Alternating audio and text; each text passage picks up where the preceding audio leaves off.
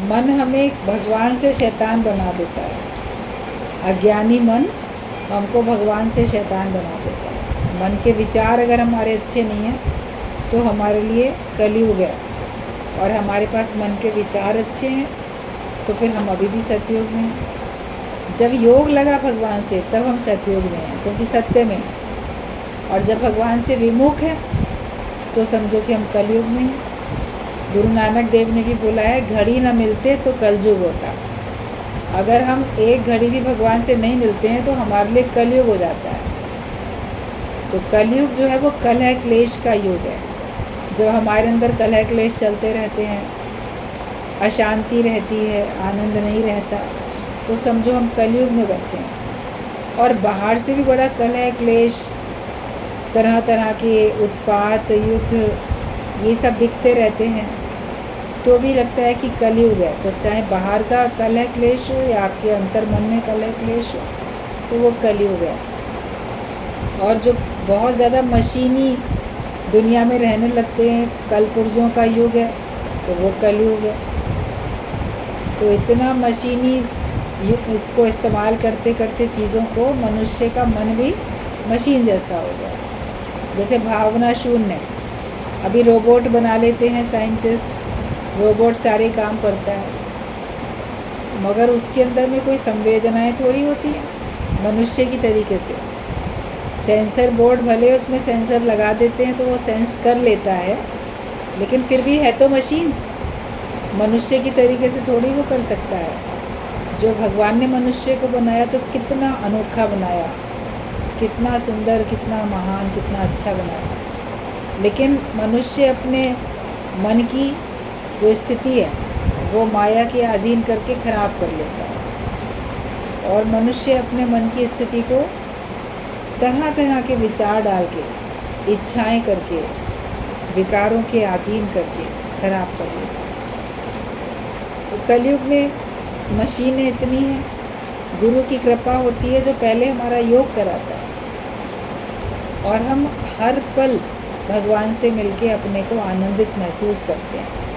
श्वास श्वास सिमरो गोविंद, ये स्थिति गुरु की कृपा से बन जाती है कि हर श्वास में हमको भगवान का मनन चिंतन रहता है। तब हमारे लिए सतयुग है। अगर हमारे अपने जीवन में, हमारी श्वासों में, हमारे मन में जगत है, जगत के लोग हैं, उनकी बातें हैं, तो समझो कि आप कलयुग में हो। और हमारे मन में अगर भगवान है तो आप सतयुग में हो। तो गुरु ने कलयुग में भी हमको सतयुग का दर्शन करा दिया। ये उसकी बड़ी महान कृपा होती है कि वो हमको ऐसा ज्ञान देता है, और वो हमको पहले मन को वश में करने की कला सिखाता है। और मन तो ज्योत स्वरूप है, अपना मूल पहचान, ऐसा हमारे मन को बार बार सिखा के, बता के, अरे तुम तो ज्योत स्वरूप हो, रोशनी का रूप हो, ज्ञान का स्वरूप हो। तो मन उसी को बन जाता है। वैसे जैसे छोटे शैतान बच्चे को कहते हैं, तू तो बड़ा राजा बेटा है, तू तो बहुत अच्छा है, गुड बॉय हो, तुम तो बहुत अच्छे हो। ऐसा सुनते सुनते वो अच्छा बन जाता है, अपनी शरारतें करना ख़त्म कर देता है। तो मन भी, मन तू ज्योत स्वरूप है, तू तो आनंद स्वरूप है, तू तो ऐसा है, तू तो ईश्वर का रूप है। ऐसे बोलते बोलते आपका मन भी अच्छा बन जाता है। मन जब हम गुरु को दे देते हैं तो हमारा मन अच्छा बनता है। और मन को मारने के लिए कोई साधन नहीं करना पड़ता। आप बोलते हैं मन को वश में कर लें या मन को मार दें। भजन आता है, मैं तो उन संतों का दास जिन्होंने मन मार लिया। तो उन संतों के हम दास बनेंगे जिन्होंने मन को मारा, मतलब मन उनके पास अब बचा नहीं। किसी की मृत्यु हो जाती है तो उसका अस्तित्व समाप्त हो जाता है, तो ऐसे ज्ञानी का भी मन का अस्तित्व समाप्त हो जाता है। और इस मन को मारने के लिए कोई साधन नहीं करना पड़ता, बस सत्य को जान लेने से ही मन वश हो जाता है। जैसे आप सत्य को जानते हो तभी आपका मन वश में है, और जब तक आपने सच को जाना नहीं, सच को पहचाना नहीं, तब तक आप मन के अधीन होकर रहते हो और मन वश में हो जाता है। पुरानी दुनिया ही ख़त्म हो जाती है। जो हमारा पहले का जगत था वही ख़त्म हो जाता है, पुरानी दुनिया ख़त्म हो जाती है। जैसे बात अभी चल रही थी, लोग कहते हैं ज़माना बड़ा बुरा है, हमारे समय में ज़माना अच्छा था, अभी ख़राब है। तो लोग तो वही हैं, उनके विचार बदल गए तो अब अच्छा और ख़राब हो गया। तो ज़माने को दोष नहीं दो, लेकिन अपने मन के विचारों को देखो। जब हम अपने विचार ज्ञानवान वाले बना लेते हैं, तब हमारे लिए हमारी जैसी दृष्टि वैसी सृष्टि हो जाती है और हमें सब कुछ को ठीक लगने लगता है। जैसे भी पूछा गया था, बात चल रही थी कि जब सब तरफ है ही भगवान, तो इतने अलग अलग क्यों दिखते हैं लोग, इतना परेशान करते हुए कहीं कैसे दिखते हैं। आपकी दृष्टि में अगर सब भगवान है तो आप उसमें परेशान नहीं होंगे, उससे आप शिक्षा ले लोगे। बुरे व्यक्ति से भी आप शिक्षा ले लोगे कि मुझे वो काम नहीं करना। हमें सिखाने के लिए कोई व्यक्ति इतना बुरा हमको चलता हुआ हमारे साथ दिख रहा है, वो आपको ज्ञान के नज़दीक करना चाहता है, वो आपको भगवान के नज़दीक करना चाहता है। बोलते कृष्ण है तो कंस भी है, राम है तो रावण भी है, अच्छाई है तो बुराई भी है, माया में तो द्वंद्वी जोड़े होते हैं, मगर बना तो सब एक भगवान ही है। भगवान ही विपरीत बन के आता है और वो आपको शिक्षा देता है क्या उचित है और क्या अनुचित है, क्या मन को भाएगा किसी के या क्या मन को किसी के पसंद नहीं आएगा। ऐसे समझ में आती है बात। तो भगवान तो है सब जगह पे, लेकिन जो व्यक्ति कर्म कर रहा है वो तो अपने को भगवान नहीं मान रहा है ना, वो तो अपने को जीव मान रहा है। आपकी दृष्टि में सब भगवान है कि ठीक है भगवान ही करता है, जिससे आपका मन शांत रहता है, आपके नए कर्म नहीं बनते। अगर आप भगवत भाव नहीं रखोगे तो आपके नए कर्म बनेंगे, आपका नुकसान होगा। हमें किसी के दोष नहीं देखने, किसी के दोष देखने से वो दोष आपके अंदर में घर कर लेते हैं और फिर उन दोषों को कभी ना कभी आप दूसरे को बताते भी। तो दूसरे का दोष देखा तो दूसरे के बारे में चर्चा भी की।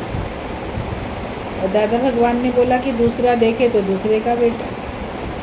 तुम जैसे अपने पिता की संतान ही नहीं हो अगर तुम दूसरा देखते हो।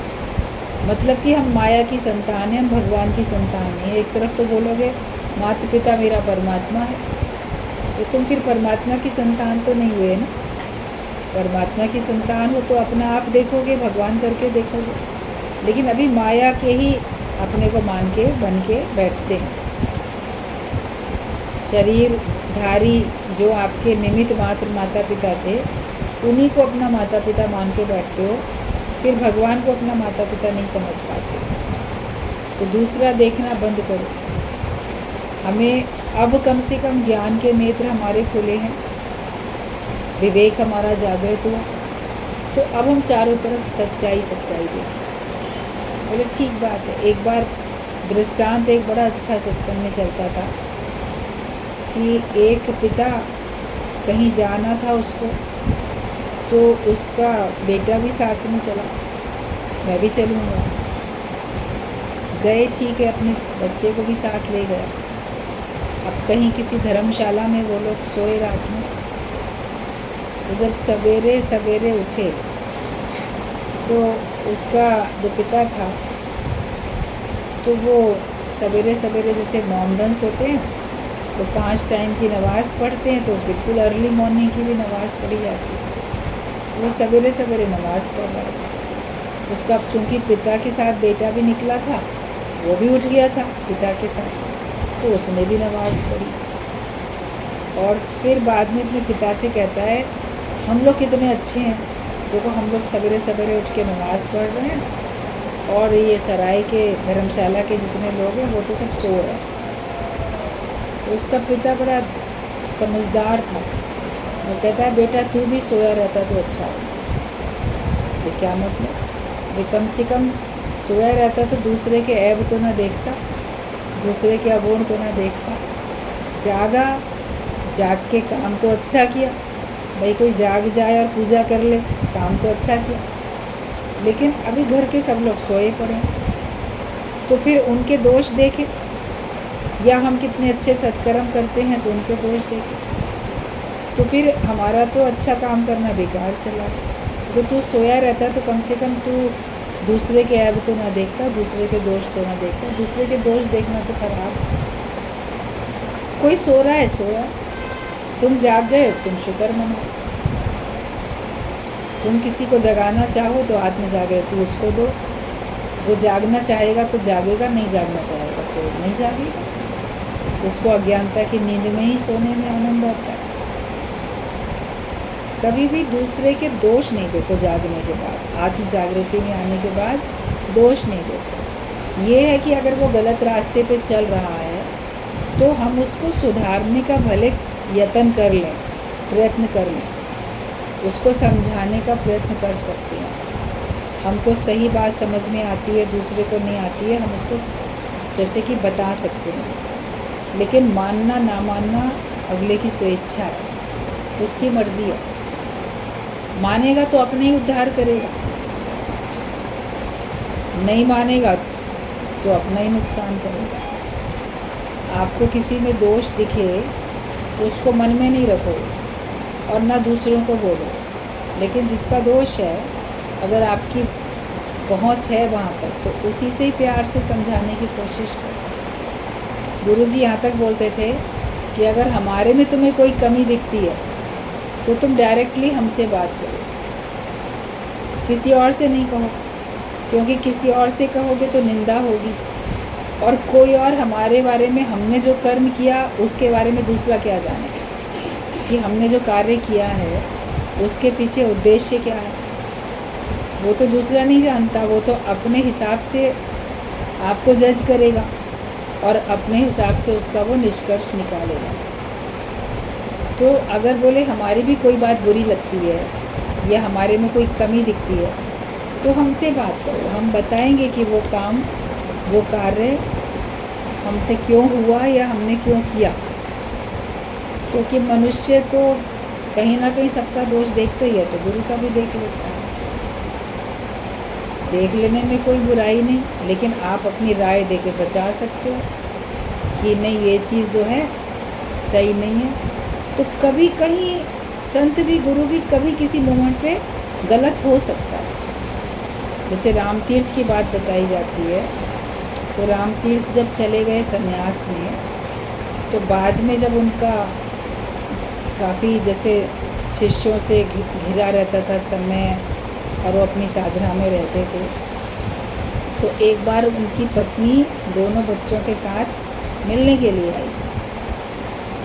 तो उन्होंने जैसे संदेश मिला कि वो आई है आपसे मिलने के लिए, तो अपने शिष्य से कहा कि वापस भेज दो, क्यों आई है, मुझे नहीं मिलना।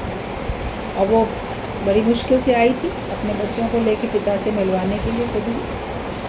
तो मैं नहीं मिलूँगा, क्यों आ गई, वापस भेज दो। तो राम तीर्थ को तो लग रहा था कि मैं बड़ा अच्छा काम कर रहा हूँ कि मैं अपने मोह को काट रहा हूँ कि पत्नी से नहीं मिलेंगे, बच्चों से नहीं मिलेंगे। लेकिन जो उनका शिष्य था उसने कहा कि आप उनसे क्यों नहीं मिलना चाहते।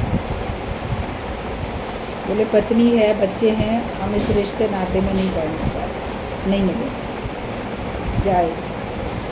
तो शिष्य ने कहा कि जब कोई सत्संग के लिए आता है, कोई भी आता है, उससे तो मिल लेते हो, इनसे नहीं मिल रहे हो, तो संबंध तुम्हारी दृष्टि में तो है, तुम उसको पत्नी और बच्चे करके देख लो, तुम उसको भगवान करके क्यों नहीं देख रहे। तुम उनको कोई आया है, जैसे और दूसरे आए वैसे वो आया, तुम्हारे अंदर में संबंध है, इसलिए तुमको संबंध दिखाई दे रहा है। ये बात शिष्य ने कही राम तीर्थ को गुरु से, अपने गुरु से, कि दोष इतनी मुश्किल से अगर वो एक बार मिलने आए हैं तो प्रेम से मिलने में क्या हर्ज है। क्या तुमको डर है कि तुम जो हो वो हो जाओगे, गिरावट में आ जाओगे। तो अभी तो तुम्ही को पक्का होने की समझो एक तरीके से ज़रूरत है। तो जब उसने कहा कि संबंध तो आप ही की नज़र में है, आप उसको पत्नी और संतान करके देख रहे हो, आप उनको कोई ऐसे ही मिलने कोई आया आगंतुक कोई या संबंधी या कोई सत्संगी, आप भगवान करके क्यों नहीं देख रहे। तो उसको एकदम बात समझ में आई कि हाँ मेरी गलती है, बोले बेटा बहुत अच्छा किया, तुमने मुझे सावधान कर दिया, मैं तो यही समझ रहा था। लेकिन सही बात है, मेरे ही अंदर में अभी दृष्टि में पड़ा है, ये मेरी पत्नी आई या मेरे बच्चे आए, उनको बुला लो। अब मैं उनको बिल्कुल जैसे कि निर्लिप्त भाव से मिलूँगा।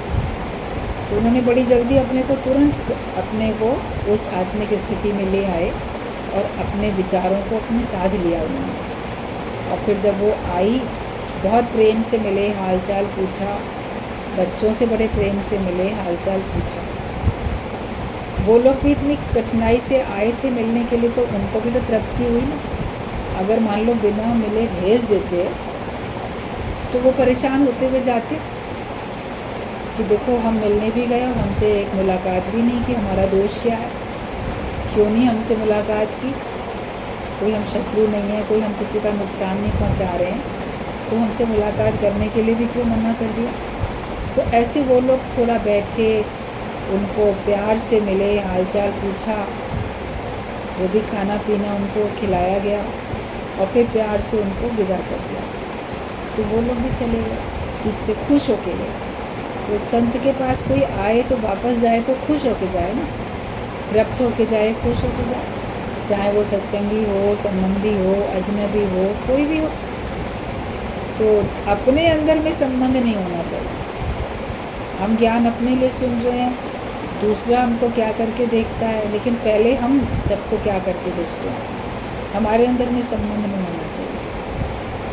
और जब हम सबके लिए एक समभाव रख लेते हैं तो आगे चल के वो लोग भी सब हमारे लिए समभाव रखते हैं। शुरू में भले आपको संबंधी करके देखेंगे या पड़ोसी करके देखेंगे या मित्र करके देखेंगे, मित्र शत्रु जो भी करके आपको देखें शुरू में, लेकिन आपकी दृष्टि में संभावना जब हो जाएगी, आप भगवान करके देखोगे तो वो लोग भी आपको भगवान करके देखेंगे। तो कभी कोई किसी में कोई दोष दिखे तो गुरुजी बोलते थे गुरु को भी आप सुझाव करके सावधान कर दो, क्या पता तुम सही हो, उस समय गुरु का जो स्टेप उठ रहा है, जो वो निर्णय ले रहा है, शायद वो गलत है। लेकिन अगर गुरु का स्टेप सही है, वो आपको बताता है, तो आप बोलो हाँ ये हमारे समझ ऐसी थी, आपकी समझ बिल्कुल ठीक है। लेकिन किसी का दोष या किसी की कोई बात समझ में नहीं आई, उसको अपने ही मन में रख लिया, तो वो संशय तो आपका कभी भी दूर नहीं होगा ना, वो संशय तो आपके अंदर बना रहेगा। और संशयात्मक बुद्धि जब आपकी रहेगी तो वो तो विनाश का कारण बनेगी। संशय वाली बुद्धि से कभी आपका कल्याण नहीं हो सकता, निश्चय वाली बुद्धि से होता है, निश्चयात्मक बुद्धि से। तो मन में कोई बात नहीं रखनी चाहिए, वो बात अपनी ही बता देनी चाहिए, मगर प्रेम से। एक होता है किसी को डाउन करने के लिए, किसी को अपमानित करने के लिए, किसी को जैसे दिल दुखाने के लिए कोई बात कहता है व्यक्ति। एक होता है पूछने के लिए, समझने के लिए कहता है, या अगले को वो बताना चाहता है कि मेरी समझ ऐसी है, जिस हिसाब से आपको चलना चाहिए, तो अगला फिर अपनी समझ बताता है। संवाद होता है ना, वाद विवाद नहीं होता, संवाद होता है। तो हमें अपने मन को वश में करने के लिए अपनी पुरानी दुनिया को तो हमारी ख़त्म हो जाती है। आप ज्ञान में आगे बढ़े, आपका संसार ख़त्म हो गया, लेकिन फिर भी इस संसार से तो आपका नाता रहता ही, लेकिन अब उस प्रकार से नहीं रहता जो आपको बंधन में लाए। आप सब लोग अपने अपने घर में रहते हो, मगर अब उस प्रकार से नहीं रहते कि आप आसक्त भाव से रहो या बंधन में रहो। आप अपने साक्षी, अपने दृष्टा खुद, कि आप किस भावना से रहते हो, एकदम छूट के बैठो तो आप अपने को मुक्त महसूस करोगे।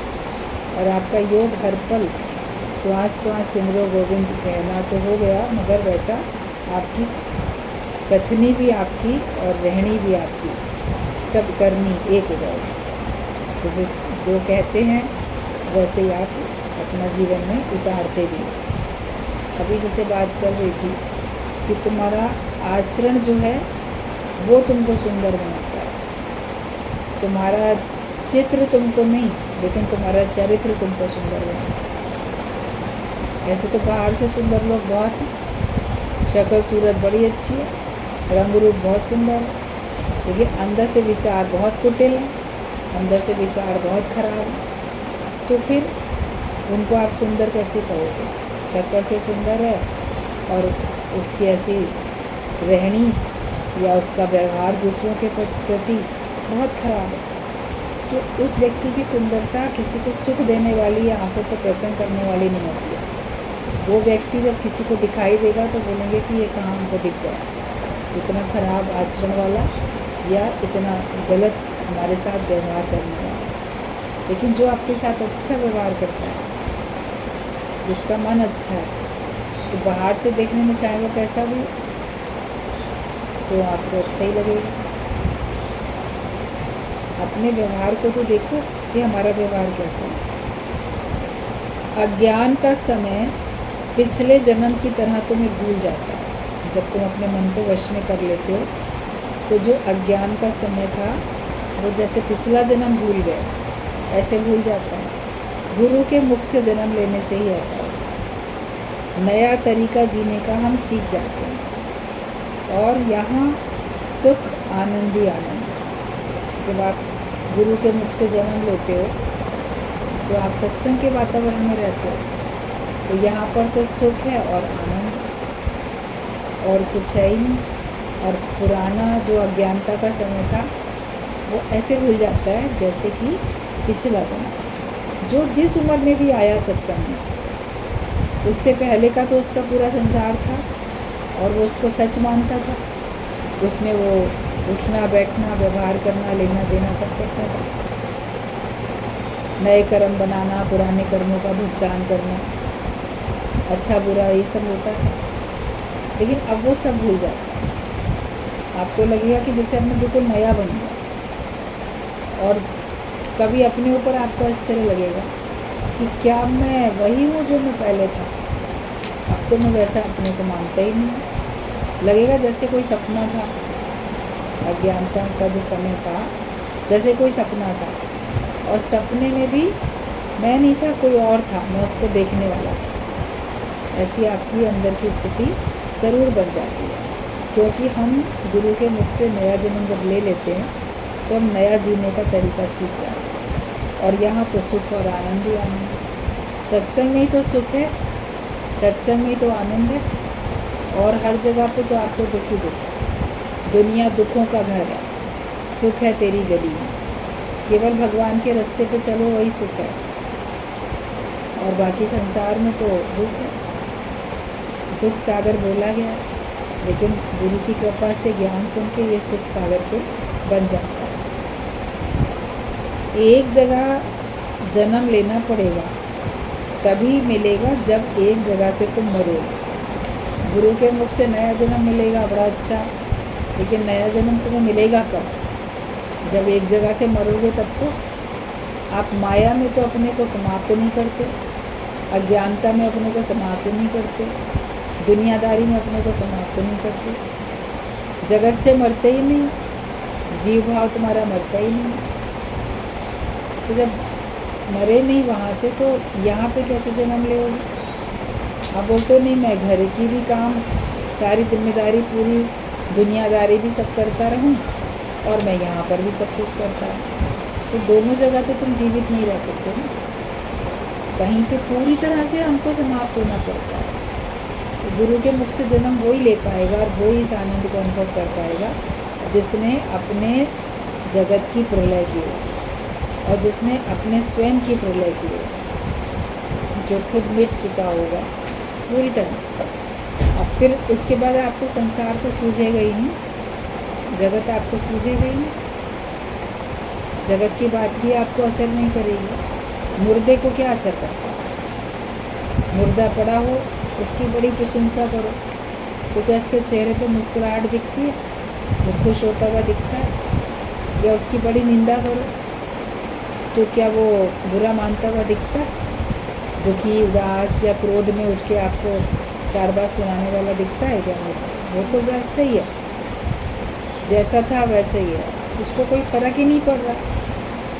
कोई मान करे या अपमान करे, उसको बर्फ़ पे लिटा दे या उसको अग्नि में चिता पे जला दे, उसको क्या फ़र्क पड़ रहा? कोई फ़र्क ही नहीं पड़ रहा। तो ऐसे संसार में ज्ञानी रहता है इतना उपराम होके, बी नथिंग होके, अपने को गुम करके मुर्दे की तरह, कि जगत के न सुख से न दुख से उसका कोई सरोकार नहीं है। उससे कार्य होता हुआ दिखता है, व्यवहार होता हुआ दिखता है, लेकिन वो अपने अंदर में उसको मानता ही नहीं है। वो परमात्मा की प्रेरणा से उससे कार्य होता रहता है। ईश्वर ही उसके अंदर में प्रेरणा जगाने वाले होते हैं।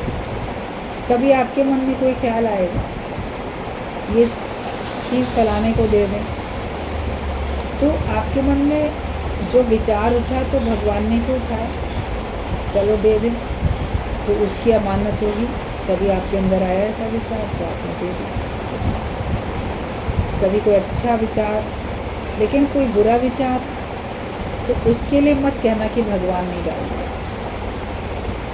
कोई अच्छा किसी को सुख का कोई पदार्थ दे दोगे, वो तो भगवान ने दे बताया, तो चलो उसको गाली दे दें, वो भी तो दे ही रहे हो, तो वो भगवान ने नहीं बोला कि तुम गाली दे दो किसी को या नुकसान कर दो किसी का।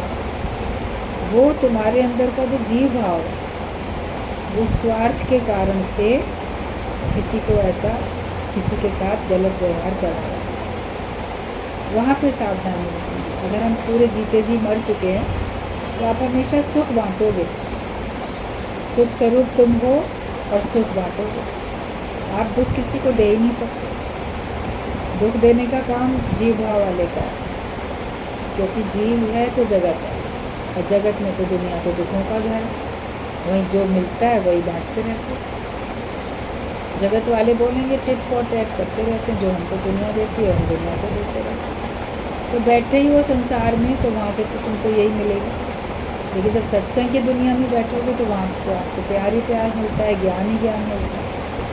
तो अब फिर वही बांटते हो।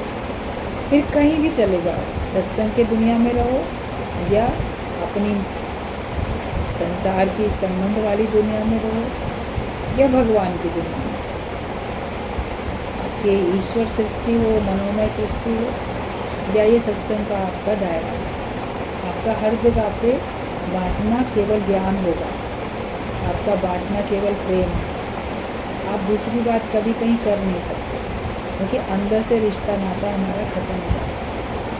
अंदर से केवल एक भगवत भाव रहता है कि वह हमारी आत्मिक स्थिति पक्की होती है। तो वो जब हमने हमारा जगत मिटेगा तब होगा। तो ये कि नया जन्म लेना पड़ेगा तभी जब एक जगह तुम मरोगे। पहले दुनिया से मरो, फिर मुक्ति है। पादरी बनने से पहले ताबूत में लेटकर सारे शहर में घुमाया जाता है कि लोग जान लें कि ये जगत से मर गया और सिर्फ भगवान का हो गया। जो चर्च होती है, चर्च में जो आपको दिखता है पादरी, सब उसको फादर बोलते हैं। तो वो जब उस पोस्ट पे डाला जाता है, वहाँ पे उसको नियुक्त किया जाता है कि इस चर्च का जो मुख्य पादरी है वो ये है, या असिस्टेंट पादरी है वो ये है। तो पादरी बनाने के लिए उसको फादर जो बनाया जाता है उसको, तो उससे पहले उसको जो जिसमें डेड बॉडी रख के ले जाते हैं, उस ताबूत में उसको जिंदे को लिटाल के और गाड़ी में रख के पूरे शहर में उसको घुमाया जाता है कि ये आज से मर चुका है, और तब ये भगवान का बना, तब वो बनता है भगवान। लेकिन कलयुग है, इस तरह से कर भी लेते हैं, जगत से हम मर गए, फिर भी अगर ज्ञान पक्का नहीं करते हैं, समझदारी नहीं रखते हैं, तो वो समझते हैं कि वो एक आयोजन हो रहा है, उसमें घुमाया जा रहा है, मगर जीव भाव खत्म नहीं होता। अगर किसी का हो जाता है जीव भाव खत्म, तब तो बड़ी अच्छी बात है, जो अंदर से मान ले कि सही में मैं मुर्दा हो गया, क्योंकि उसको तो न्यूट्रल होके सबके साथ एक सा व्यवहार करना पड़ेगा। उसके लिए ना कोई दोस्त ना दुश्मन, और तभी उसको लोग अपनी बात बताते भी हैं, कन्फेस करते हैं, उसके आगे उसकी कान में जाके बात बोलते भी हैं कि इसको बताया, फिर ये जो हमको देगा नसीहत शिक्षा, तो वो जैसे हमारा वो दोष समाप्त हो जाएगा, या परमात्मा उसके लिए हमें कठोर दंड नहीं देंगे। तो ऐसा होता है। लेकिन अगर कोई इतना सब घूमने के बाद भी, उसके बावजूद भी जीव भाव रखे और अपना निज स्वार्थ देखे, तो फिर वो जगत से मरा थोड़ी, वो तो जगत से में भी जीवित है। तभी तो उसको जगत का सुख चाहिए, इंद्रियों का सुख चाहिए, माया चाहिए। अभी उसका संसार की प्रलय उसकी हुई नहीं, तो बाहर से तो आप कैसे भी अपने को मुर्दा डिक्लेयर कर लो, लेकिन जब तक तुम अंदर से नहीं मरे तब तक तुम भगवान के पूरे बन नहीं सकते। भगवान का वही बनेगा जो संसार से अपने को पूरी की तरीके से उपराम कर लेगा। तो पहले दुनिया से मरो, फिर तुमको मुक्ति मिलेगी। जो जगत से मर गया तो तभी तो सिर्फ भगवान का बनेगा। जगत है बिना आग जले संसार, उसमें बाहर से आग जलती भी दिखाई नहीं देती है, लेकिन ये जगत ऐसे है जो जल रहा है, और जो खुद जल रहा है वो दूसरे को भी जला रहा है। कहीं आग जल रही है, उसके संपर्क में कोई जाएगा तो उसको भी तो जलाएगी। ऐसा थोड़ी है कि आग खुद ही जलेगी, दूसरे को नहीं जलाएगी। तो जगत बिना आग जले संसार, वो खुद भी जलता है और तुम्हें भी जलाता है। गुरु सच्चा मरना सिखाता है, उससे ही हमको सच्ची ज़िंदगी मिलती है। सच्चे गुरु हमको सच्चा जीवन जीना सिखाते हैं और पहले हमको सच में मरना सिखाते हैं। कहते हैं मरने ते ही पाइए पूर्ण परमानंद। कबीर दास ने भी ये बात बोली कि मरने से ही हमको पूर्ण परमानंद की प्राप्ति होगी। भगवान हमें ये प्रेम की दुनिया और सारी सृष्टि देके जाता है। एक से प्यार करने से सारे जगत का प्यार मिल जाता है। ये कितना अच्छा सौदा है। ऐसा व्यापार करके देखो, उसमें कभी घाटा ही नहीं है, फ़ायदा ही फ़ायदा है, और हम कितनी विशालता में आ जाते हैं। जब सत्संग में आते हैं तो गुरु हमको एक भगवान से प्रेम करना सिखाता है, एक ईश्वर से प्रेम करना सीख जाते हैं तो हमको सारे संसार का प्रेम मिलता है। एक गुरु से प्रेम करना सीखते हैं तो सारी सृष्टि का प्रेम हमको मिलता है। तो ये कितना अच्छा सौदा है कि हम एक भगवान से प्रेम करें और भगवान की बनाई हुई सारी दुनिया से हमको प्रेम मिले। तो ऐसा ही करो, ऐसा करोगे तो फिर आप देखोगे आपको फ़ायदा ही फ़ायदा पड़ रहा है। तो ये व्यापार जो है, ये विरला व्यापार है, हमें इसी व्यापार में रहना है और किसी प्रकार का घाटा इसमें नहीं है, इसमें फ़ायदा ही फ़ायदा। तो फ़ायदे का सौदा हमेशा करते चलो, किसी प्रकार का नुकसान नहीं होना चाहिए। माइक खुला हुआ है मधु, बहुत देर से आप लोग नहीं ध्यान देते हो।